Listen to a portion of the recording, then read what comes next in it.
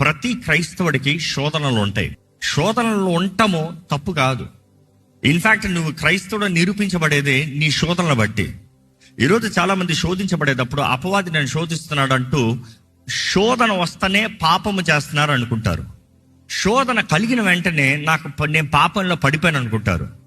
శోధన ప్రతి ఒక్కడికి వస్తుంది, కానీ శోధనలో ఓర్పు కలిగి ఉన్నారా? కొంతమందికి కుటుంబంలో శోధనలు ఉన్నాయి, కొంతమందికి ఉద్యోగ స్థలంలో శోధనలు ఉన్నాయి. ఏ ఒక్కరు ఎత్తింది ఒక జయశీలుడిగా లేకపోతే జయంతో ముందుకు వెళ్ళలేడు.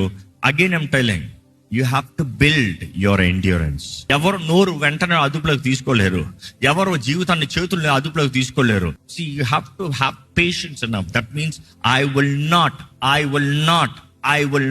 ఏదో వన్ డే కాదు, every day, every time, every way you have to say no, because I believe in something.